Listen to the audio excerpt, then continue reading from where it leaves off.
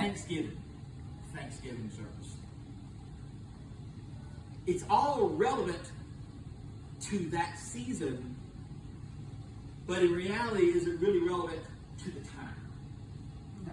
Kirk Franklin said something one time that I thought was most actually, they were said two things. Watch this one. Everybody look at Bailey. Hi, Bailey. Skills is supposed to be in. Remember that? Kirk Franklin got this song, and this song is a cool song. And so we're around this lady, and she's from Mexico, and it says this one phrase. And so that was Bailey's Mexican word she learned. Skills is supposed to be in. That's what she'd say everywhere. And I remember one time she actually walked up to that lady, and she says, "What is this skills is supposed to be in me?" And she's like, "Well, it's in a song, it sounded good." But I love it. It's just funny. But the thing is that he also said something. He says, "Preacher, teach me to live after the tongues are done." And what he talked about was, you go within that church, and we've been there, that man, when you're at church, boy, you're all lifted up, you're all in that motive, your thing's going on, the music is playing with your emotions and all that stuff is happening, and all of a sudden, when you get out of church, dead. He said, "Preacher, teach me to live after the tongues are done." He wanted to live beyond the experience. Because the experiential faith is going to lead you to hell. Because that's what you want to experience. If you're wanting that experience, the thing is that what the real experience is when you start separating yourself from that mainstream and you start pulling yourself to the side and saying, where did God really want me to go? What if Lot chose Cain? It's been a whole different story. Do you think that Lot was informed about Canaan? Yeah. I believe they communicated that idea. Because he's going to, hey, I'm going to walk there. But you start looking at how God blesses things. I believe that God is blessing us in this point right now. Because again, we are somewhere within this journey. We're somewhere within this point of, some of us are already at the point of where we're going to have to go out and rescue our family members. We're going to have to go out and actually put some effort into this thing. The problem is that with covenantal relationships, it's proven in martial arts, they teach this, that as an instructor can teach children things that parents never could.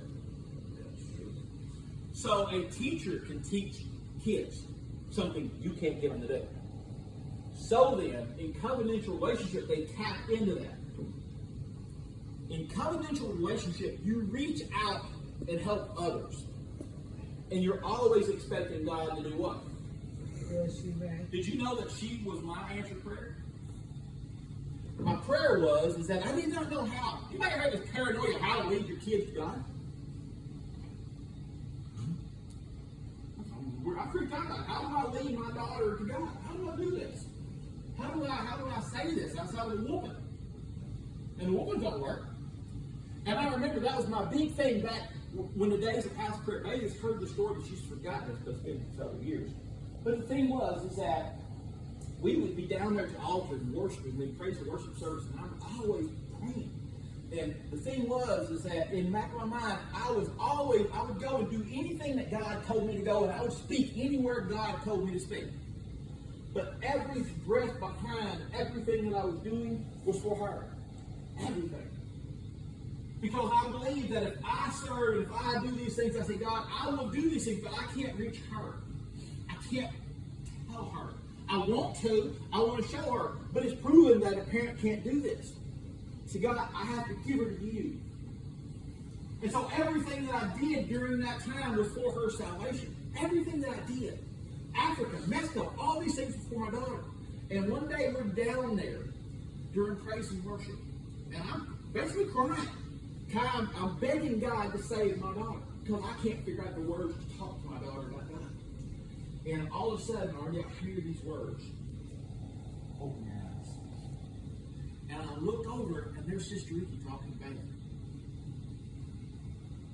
And I knew what was going on. And I knew at that moment that everything that I did was worthwhile. Everything that I sacrificed was worthwhile. I had confirmation at that moment that everything was answered right there. And I held on to that. Why did I hold on to that? Because I knew that my daughter, like every other kid in the world, myself included, especially myself included, was going to be stupid and going to walk away from the path. But it said, train up a child in the way that they should go. Again, misinterpretations. Misinterpretations. Train up a child according to their bent. Their bent is their nature. Do not break a child's nature.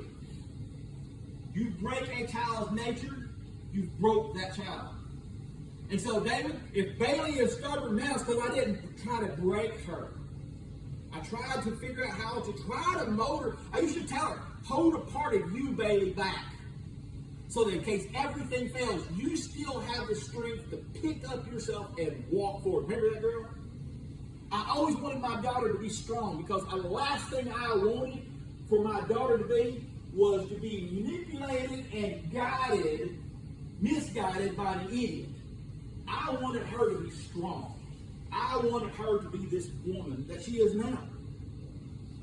That's what I wanted to be. Is she perfect? No. Am I perfect? No. But she's my daughter and I love her and she's moving. So the thing is that all these things are they're happening right now. Bailey, in her nature, was a certain way. I got a t-shirt somewhere, it's all about Bailey.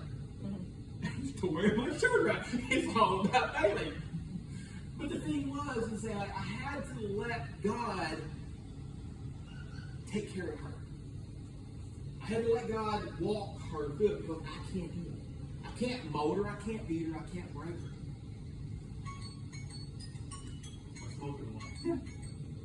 I gotta put more chips on my smoke. But the thing is that where I'm going with all this is that we are on a holy mission. There are souls out there, and this is what I was talking to Jessica and AJ and Zeke this morning. The great thing about yesterday is going to help us because we've actually looked now. Again, we only go a different direction. I asked AJ about it. We've got to replace the shingles on this side. We've got to. This side will probably get another year or so, but we've probably got enough to at least take care of this. We've got enough to do this. I believe now. We can take care of it. It's going to take some men getting up here to suck it up, and we all spend the day. We can have the bulk of this knocked out.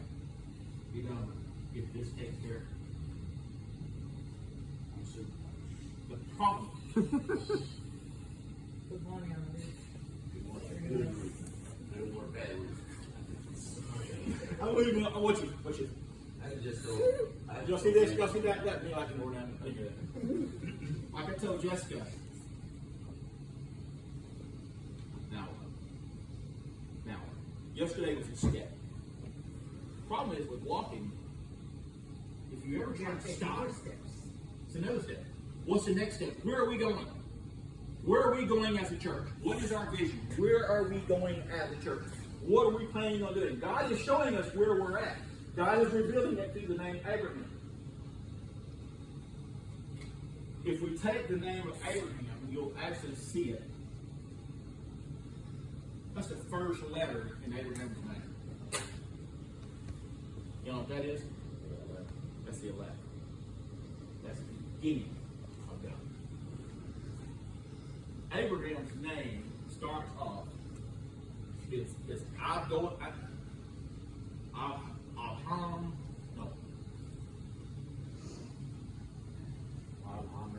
yeah, something like that. I'm going. In other words, basically the father of many nations. But the thing is that the first thing in Abram's name was God. Imagine that we lived our life, Emily, that our first letter in our name, our first thing we did, was for God. Everything about you, everything that you've done is centered around God. That is called a God-centered existence. Seek ye first the kingdom of heaven, and all these things will be added to it. Everything that you need will be given to you. Seek ye first the kingdom of heaven. Jessica is seeking this thing in this little girl. You've got a vision in your mind. That's why it's so important. But what would happen if you transcended this thought into a vision of what she can do for God? Now you've taken this child and given this child to God. So many of the mighty men of the Bible were children that were what? Given to God from the woman.